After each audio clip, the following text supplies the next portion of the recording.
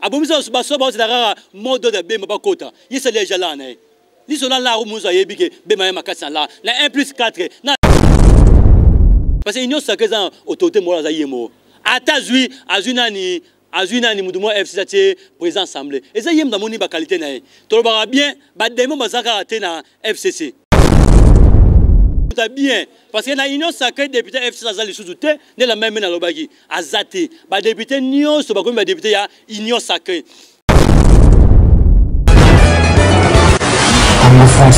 Merci beaucoup, vous qui êtes dans la diaspora congolaise. Vous êtes en train de nous suivre sur le www.congofrance.com. Merci une fois de plus. Bonjour, bonsoir, ça dépend de l'heure que vous nous suivez dans vos maisons. Merci beaucoup. Comme l'actualité reste dominée, votre émission L'Heure de Vérité est là vraiment. Une fois de plus, nous sommes encore sous le lot de Joël sur le plateau. Avec lui ensemble, nous allons essayer de parler sur la situation politique, sur la situation qui se passe actuellement dans notre pays, République démocratique du Congo. Pourquoi pas Kinshasa, la capitale. Succès. Tout au long de cette émission, nous allons essayer de parler sur beaucoup de points. Tokolobela vraiment belé. Et surtout qu'il est aussi manquant na carte. Il y a UDPS Ozali, Union pour la démocratie et le progrès social. UDPS Ozali bisik bipa et wap mokonzamboka. Abimela yambo te to banda ba question na biso to pesi micro bomo mesano et puis to kozong sa micro et pas ngai pour na série yaba. Question réponse de Joël. Bonjour, bonne année. Bonjour, bonne année. Maman Josaphat, merci pour nous inviter en 2021. Et la première émission tout ça là. Et na pesi merve na badunyo so bola na biso. Ba bonne année na bango. Merci beaucoup Ndeko Joël. Parlons l'union sacrée. Parlons non, avant de l'union sacrée parce que l'union sacrée eza eloko mo bo to développer ngo moi et belé parce que photo tient on na souka. Mais parlons d'abord par rapport à arrestation et il y a sorti ya Ndeko Edi Kapen.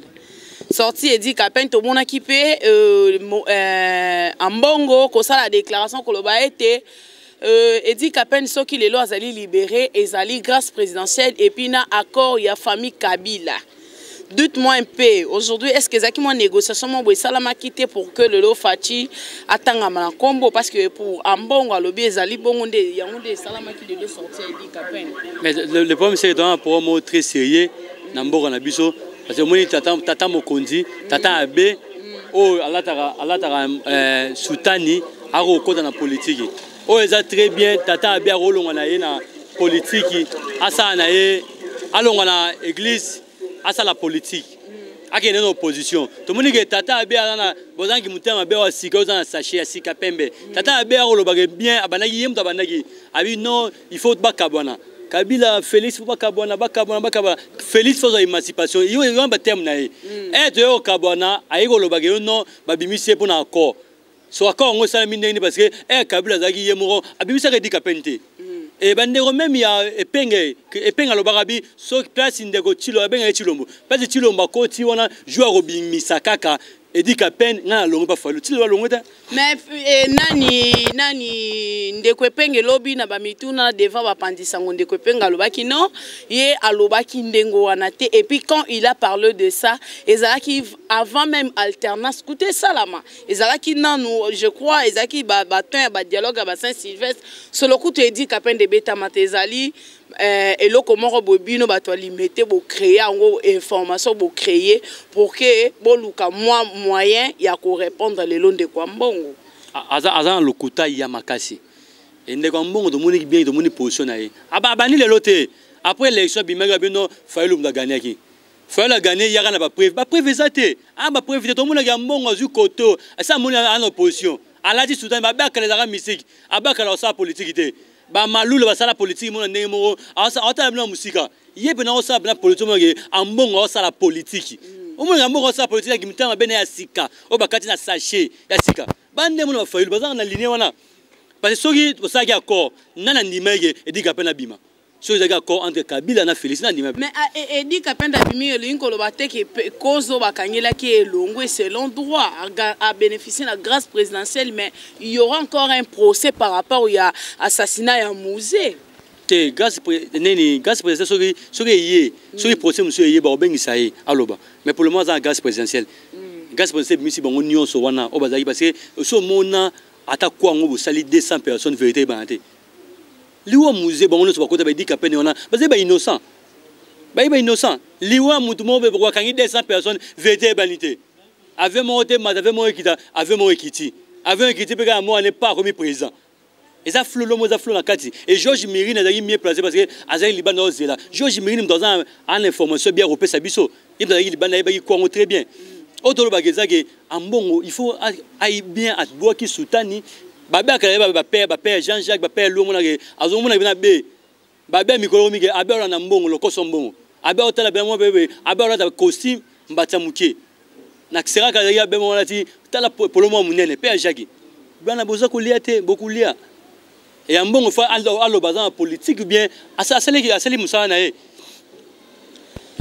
mon ani clair blanc zo ba senga boka bana na kabila to kabona kabila bo sana bo to sana kabila et dit kapena bima to ni ma dit kapena bimi so mutalo bakanga bakangi batu siko to sa nini siko ko kanga bo banda ko kanga batuka d'une manière il y a des ordres mondiaux wana tonde bakangi des ordres to zo le exemple Ngoy Mulunda il a fait que ses sentiments en train de prêcher lelo bo kangi to moni pe na bakatakatanga kune yindi na goma batu bako marcher bako revendiquer bako bazan mécontent lelo to moni arrestation ya Ngoy Mulunda lelo parce que ateya ki le katanga le Kinshasa au Kinois est-ce que wana ezaki likambo boko ko kangi mais ça tribalisme mais en conscience tribalisme il faut ça déférer devant son juge naturel c'est tribalisme pourquoi Laura Bongo même en 2011 nous avons un ancien président Seni ako be Laura Bongo bo respecter Kabila na Olive so bo respecter Bongo Katanga yo Kabana non Katanga za ba Kinois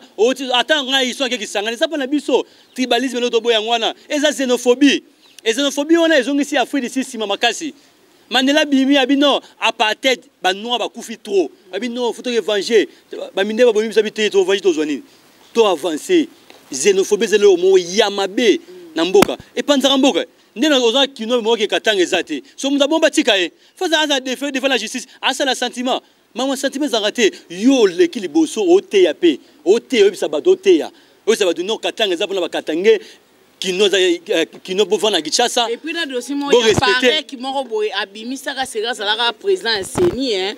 Tout le monde on dirait a bengi ba jeune obimisi mundu ki osu $100. Mais ba préparer ka avant comme président Seni. Ba préparer ka avant azora mbongo ngo wapi. Pour pesa ko pesi $100 pesi munduki $100. Ça ka pona aussi ça to ya criminalité. Te Kabila bangaka abanga 2006 tout berobima so ça nini ayibike ba mso ya mindu mabomana na mapale na bango il faut toujours mindu ki nyonso toke na forcing Kabila ben 2006 le kata so ki jape bemba olo bake accepter ki inacceptabilité azaki mobali makasi mais je peux même ndango zolo et Kabila comprend que il faut tout ça Jean-Pierre Bemba azaki faible accepter inacceptable yimo lo bango azombongo abomisa batu bemba yimo ayebi ona ayebite obona ayebite bemba bomisa batu oh, parce que nous avons fait des choses. Oh, même dans le rapport mapping, nous avons fait des choses. Abomisa basoba c'est la mode de bema bakota. Il c'est déjà là né. Li sona la ru muza yebike bema makasa là. Na 1+4. Na ya do mona bato bongo et to zuyo bazo to kin total en simate. Parce que bango to ba bena bango. Même il faut lo ma bena. Na 2006 mageve nani vetinga ba gezama molokuta. Avota pour nani. Avota pour na kimuta. Après ça kimuta fo. Est-ce ça qui a déjà voté à Dabombo? Beaucoup d'anaïe pour han. Mais yo en opposition. So opposition petit mode de. On vote pour l'opposition. Ceux qui voté au mouton la majorité, c'est au peu plus solo. Yema même en 2011 quand le tient c'est habito kota parlementaire. To bima besoin so. Abimata allez là na. Mais il y a ça la dynamique de l'opposition de Gojoye loko bobo sana ko expliquer population. Faïlou n'a jamais été à l'IDPS, sauf qu'il était avec le président Etienne. Mais Faïlou Azaki n'a qu'à y a dynamique de l'opposition. Azaki n'a Azaki comme allié, et Sidé Zaki allié à l'IDPS. C'est pourquoi il avait l'idéologie de l'Etienne. Mais cela ne veut pas dire que ceux qui aboyent qui kokota mais quand même à Bunda qui bitumba na kata parlement, on peut être à l'opposition. Mais Ozako Bunda peut bitumba na kata parlement. Opposé que moi bien. Sauf que ça biso bitumani na Bunda en 2011. Bitumani na Bunda. Yo buna pesi bato ba majorité au bunda nini oh bituma musozo mona ke bituma na kwate chene fc so biye boke na binote boko amnote abunda bitumba nini akobunda bilelo moda anaka mbongo bitumba te Félix Tshisekedi Tshilombo azaki le miezeli le président de la République atika habite na okota te yongo efuta e futi ke mdama maboko pembe ake maboko naka eli la circonscription ni aina mbujima e oyebite ya le miezeli zai Félix le miezeli zai Félix même les qui tiennent à kotaka amuzo wala ne mais Félix amokota te azaki le miezeli. Merci beaucoup Ndeko Joël le miezeli Félix Tshisekedi obeti lelo olobeli makambu ya Jean-Pierre Bemba Petro parlons un peu l'union sacrée to comme on a lelo l'union sacrée plusieurs adhésions massives oui ko ça manakata union sacrée to ko e ba te ba o bazalaki ba diable à l'époque lelo na kata union sacrée ba komi ba saint. Toké le roi, tout ce exemple, il y a un déco la mère Mende. La mère Mende, le roi est condamné dans la union sacrée. Au bichonnier sur tout le monde, ma vidéo est tamboli et puis en pleine émission avec mon couloutou Israël Moutombo que je salue au solo na politique. Aujourd'hui, Thierry Moussene possédé, batourné question 4 fois. Vous êtes à l'union sacrée. Et non pour votre volonté, c'est parce que Kabila vous a envoyé les messages cachés de la Izanini. Parce que bateau bauchi na kata FCC ba kondima que toye parce que c'est Kabila qui nous a envoyé na kata union sacrée. Dites-nous un peu les messages na kata wane zalinini. Union sacrée en gros au juste. C'est quoi vraiment le soubassement de l'union sacrée? L'union sacrée va qu'est-ce que la population va en profiter à l'union sacrée? Parce que jusqu'ici depuis que l'union sacrée va conseil des ministres ici là, makambo bele désordre ne termine pas toujours au pays.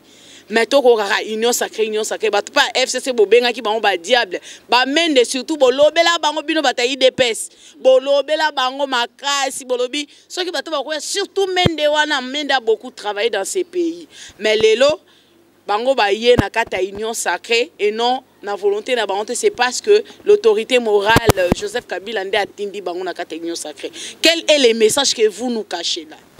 Vraiment union sacrée eza nini à présent. Ils ont la présidente majorité. Et le président est installé le 6 décembre. Il dit non, à mon coalition, c'est frité. Tout le monde qui travaille dans bande, on a besoin de FCC et aider. Et aider pour Nani. Parce que l'autorité morale va balé. Et le président de l'autorité morale n'a pas Kabila pas n'a pas.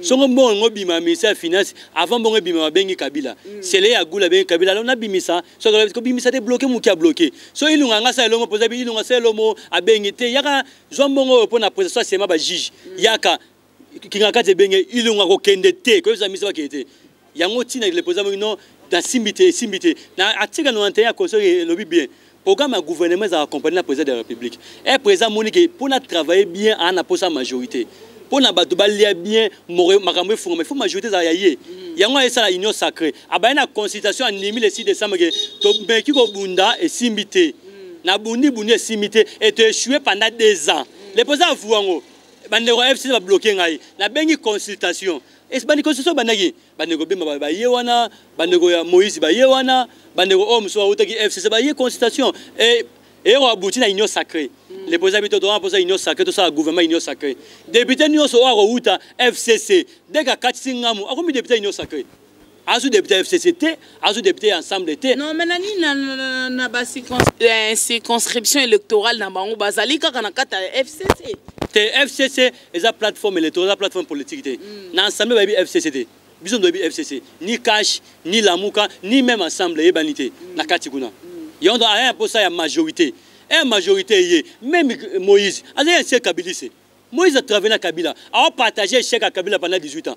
Même a travaillé na Kabila. Bon tu vas travailler na Kabila. So on va outil FCC parce que ne de quoi ici mabunda bongo ça FCC donc quoi c'est mabunda té. Ba député FCC va y a qui de quoi ici mabunda. Et Nelson Mandela bimi la prison a mis ce livre de faux démocratie, la vraie démocratie. Abi pour mes à mutute, pour mes à système. Parce que robot a mutute, mon les aboy, ba nous ba outa li coloter, ba diriger. C'est un système. Et le système dans chapeauter un système, est à présent. Et le président dans la jeune a bien jouer jeune parce que le bagi bien. Na 2023, to senga bilan n'est pas présent. To senga tout que aba je dois bloquer ngali susu parce que ba bloquer ndeni.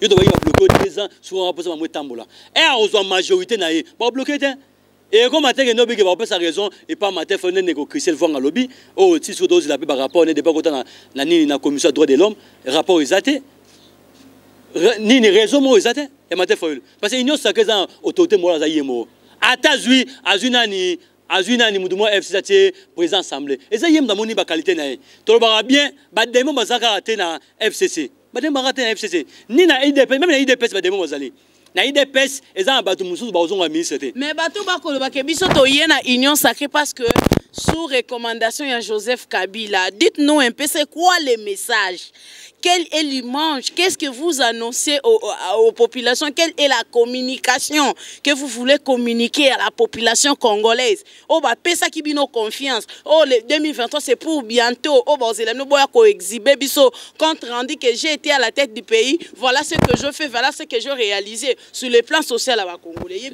C'est une mauvaise approche, il y a la même mende. Au Araba confusion, Union sacrée za FCC cache l'argité.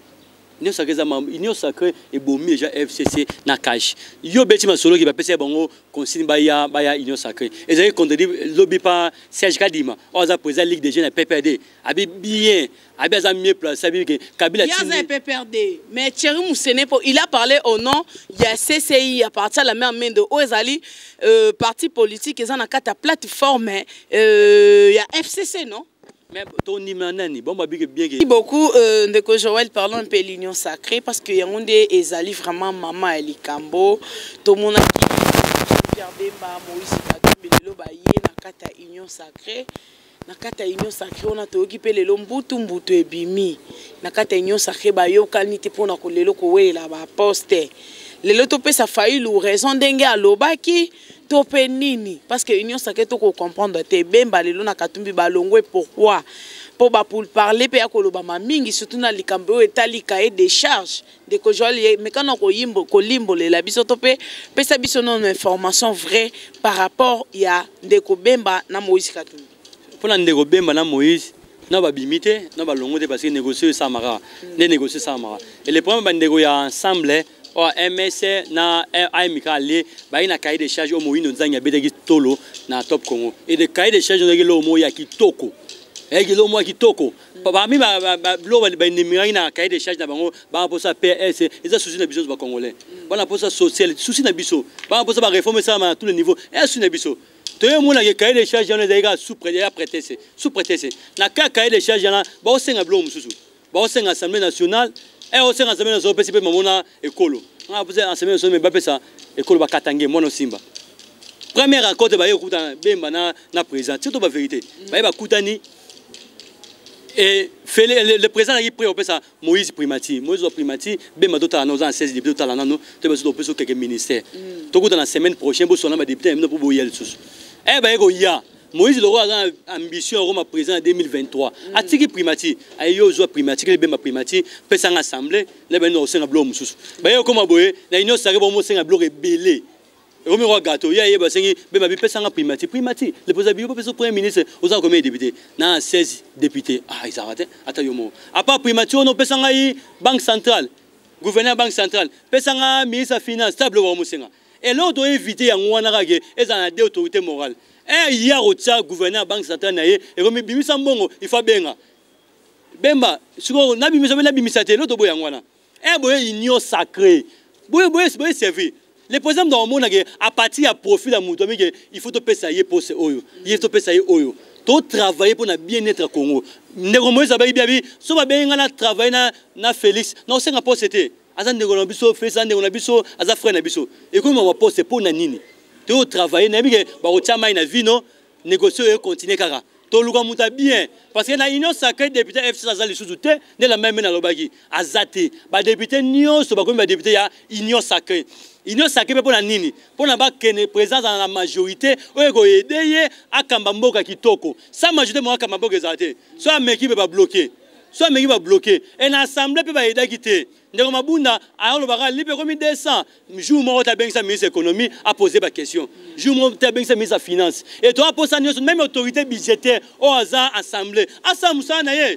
le président asa musana ye ndeko baki misalo mibanda misale bandi et pour na premier ministre toi très si que le premier ministre va démissionner papa ilunga aza mukolo aza professeur à université na osengi fa ki ma humiliation parce que monsieur essentiel azali Jean-Jacques Mamba Sinéri semaine passée le sous député à MSC na ya AMIKA yale ba signé sous monsieur de Sansi et ça a bien souri yé mo démissionner ke aya ba ke mukolo papa mukolo bongo ilungamba amona ya décision à l'Assemblée et maman soni parce que vouloir ou pas premier ministre au début février et roumelaté et toi c'est un peu même casting après il y a pas ministre les posés votre casting moi très bien les posés vous avez trop bonté na mamususu amusu pour les posés font la musu moi 12 mois dictature muke kaka mingite fozala ya muke kaka ya muke et ate on va continuer. Dozi on est ça là bien. Oh il va que sur sali mabe bakangio.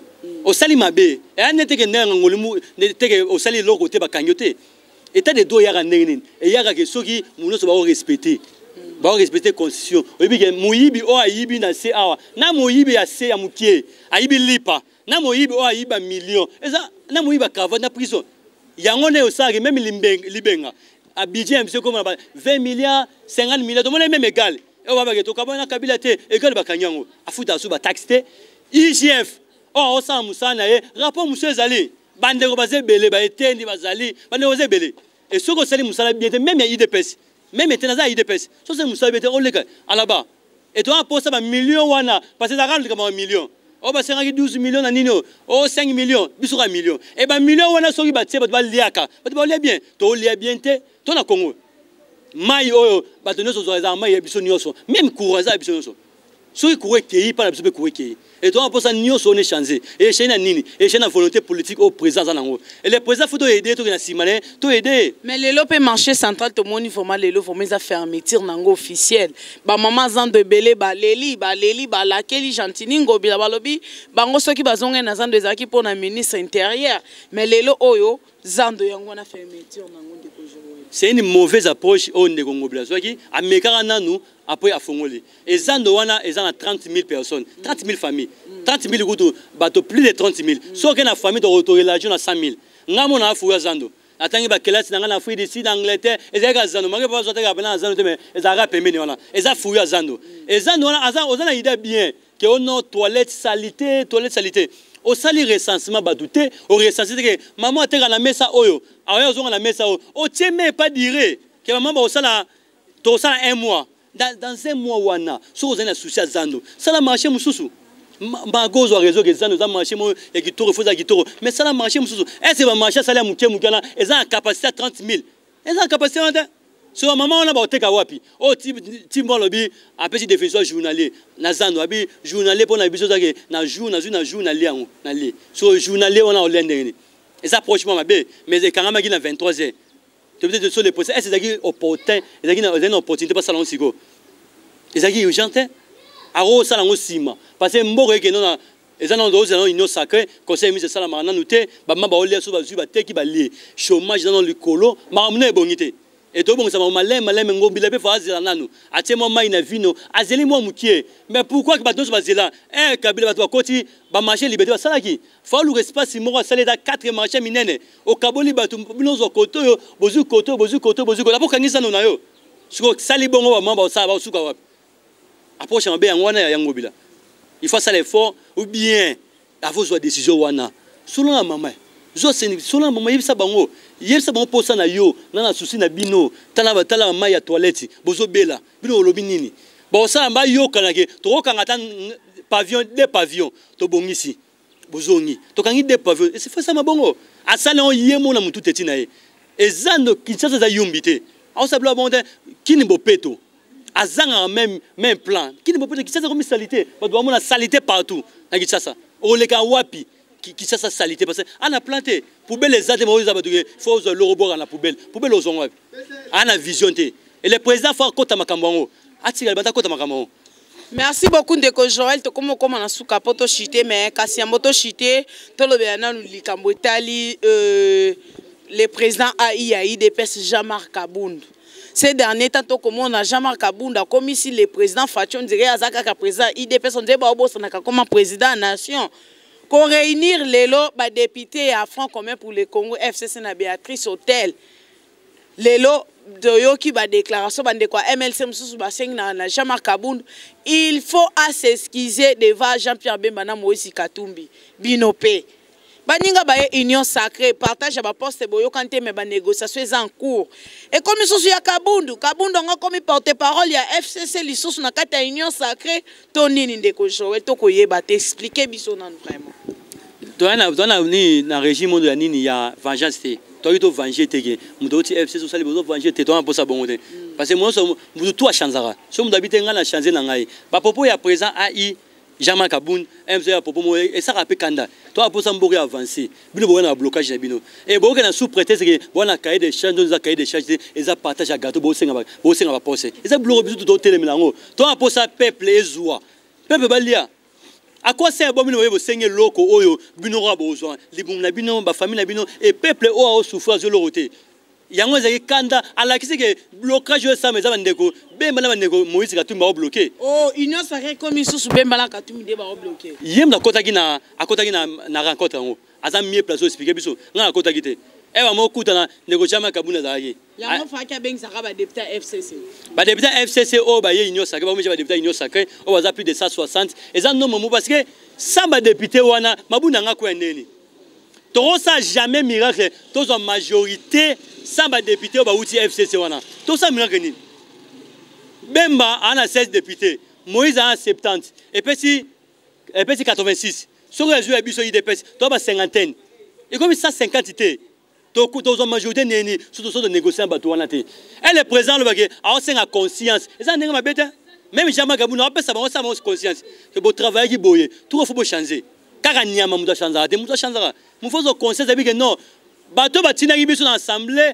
na député Bemba te mais ndeko MLC ba osepela te na ba propos Kabundu hein ba propos ezaki les présidents ai aro etala yemo ya moni selon ngapla moni aluma beta lo mota mabe lobi wana abika bon pour ma poste et c'est ça il y a solo te et c'est ba luka poste te bo luka poste ti ce que bon négocier pour na poste et ça lobi mabe beta to yeba déjà parce que biso IDP so lingate mamu ya CC apoto so sutuka boyete to miyebe na biso nego Bemba nego Moïse ba pour sa poste boye to négocier so ba jupe ba travailler bien et ça bongo mais baninga ba ina kati union sacrée pourquoi ko choquer bango ba sengi na perd à s'excuser lelo et tala yeso à s'excuser parce que union sacrée ils ont une fiche d'adhésion te to une fiche d'adhésion te so on code remplir nos fiches ça boye ça fiche ça te moi na mboka nyonso o conscience nezo sala parce que député za Bemba te député za Moïse te député za Jean-Marc Kaboun te IDPS te député za peuple muzati na député na assemblée una et ça peuple so peuple bi que faut pour na bien na biso nyonso intérêt supérieur de la nation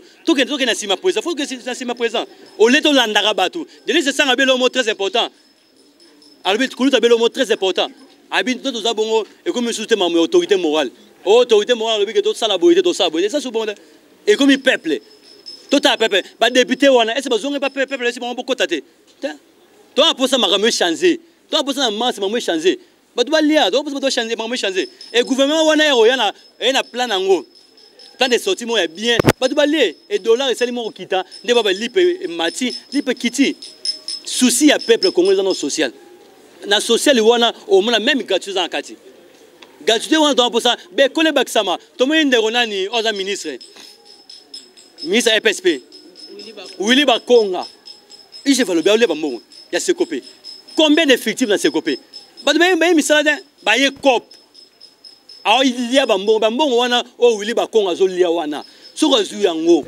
atia ngo na éducation ba sema zu bambon bon le bien to mona ke zo yana ki mutama mabe na muzu nyoso zo lia ayena lia ayena bula lia ayena bula bonga ta bonga ça et là on boya ngwana to pour ça renouvellement à classe politique et renouvellement na yo bana ndenge nini so ozui ba mouton ba taba o tieli bango chef lion kuna ozui lion o tieli bango chef taba parce au chef à lion taba zali ba organiser et ça les chefs mutunde et ça système et les présidents sont bêtis c'est na bagi misalo me bana bandi o zala mwana mai na ye ndenga bandaki ndeko kamia azaki aza aller na biso directeur cabinet ana prison o zala mwana mai na ngai to liaki na yo to lalaki na yo so partage ba poste bande quoi INTM soupe ba ko menacer ba before respect accord à Nairobi faut primatirer revenir du sous na UNT pe koto o déjà na liro est-ce que boisse que gouvernement ko bima pe na début février na ba liro bo mona te ke mboko e bando zala ka freiner débat moko tozo tourner ka caron tozo au lieu que les pays avancent entre-temps les années aussi passent si vite ndeko Joël parce que 2022 to ko content parce que ça année à propagande. 2023, et ça, oh, yo peuple, c'est la boya kopé sa biso compte. Vous avez géré les pays. Nini oh bosali population babiki na nini. Est-ce que social ya congolaise et biki sami par rapport à slogan Boyanango, le peuple d'abord, c'est ce que Pape Etienne disait et puis à son âme. Pape Etienne disait toujours le peuple d'abord, mais c'est que oh tout le monde est peuple d'abord, t'es papa. Les présidents le comme ils sont sous Bemba na Katumbi ne bazo bloquer union ça. Les présidents terrible IDPS. Les présidents le bien, les présidents fait ça bien bi ayo que ça repassé.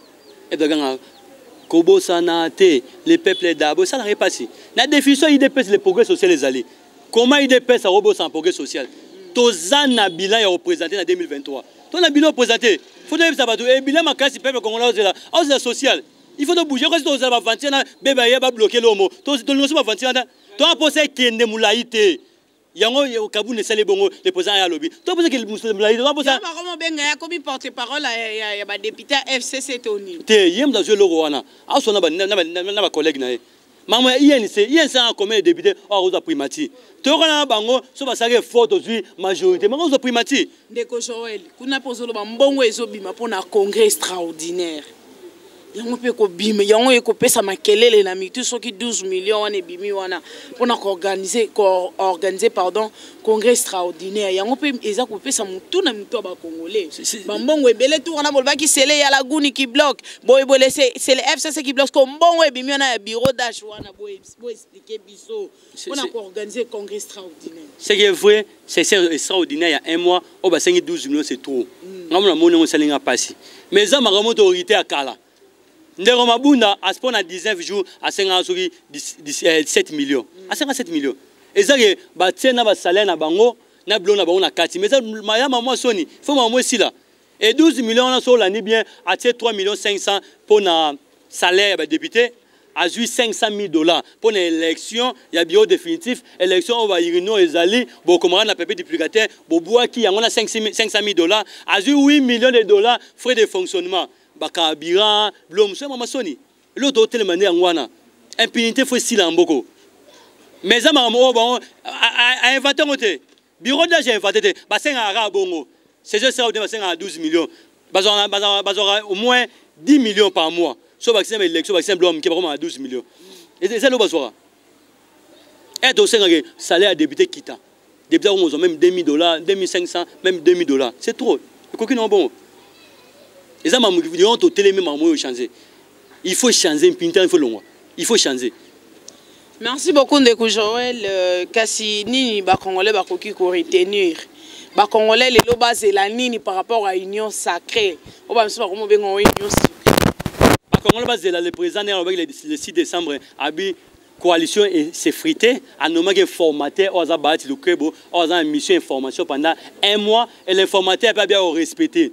Base la fin du mois un informateur a tiré un rapport et le président nommé premier ministre dans un casting moro profil moro là parce que l'autre là et le premier ministre dans un plan gouvernemental n'est bien pas un plan na bien il y a société va travailler na président de la République tous la bloc il y a bien échangé le président bimsale bandi so bimsale bandi et ça le président akewenze a lugelo somba aoluka mais akota ki amone ba potopoto yango molongo ba potopoto asomba tozonga to lia to lia tozongi mamuno se bongi budget na biso e mati so budget mati zo nga papa na zo 500 so na banero zo $1000 bana ba lera mateme ba olena soso likolo a moins que na za aventurer mais to na chance président aventurer te aza homme d'état Asa homme c'est en ça la parole na et trop simple la année oyo parce que nous le 2023 et année moro il y a propagande tout tika na 2 ans ton a bilan ya redéfendre en 2023 faut défendre le bilan peuple combat c'est la maramo bien année oyo changement faut ça année oyo na juin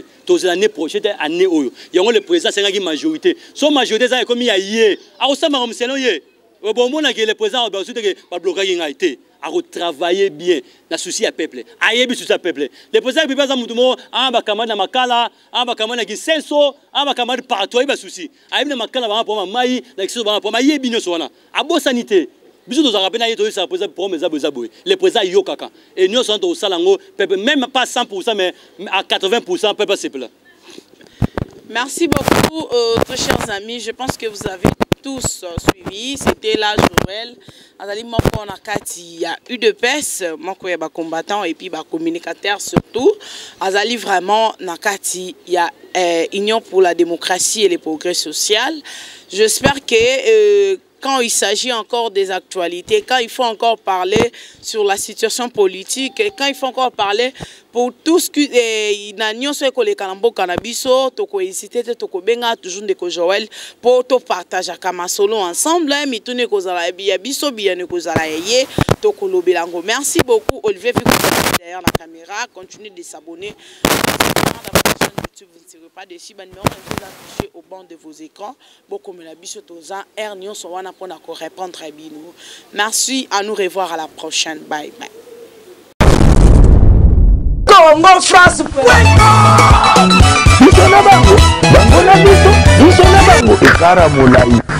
France.com site ya solo masolo ya danger masolo ya kitoko. Congo France.com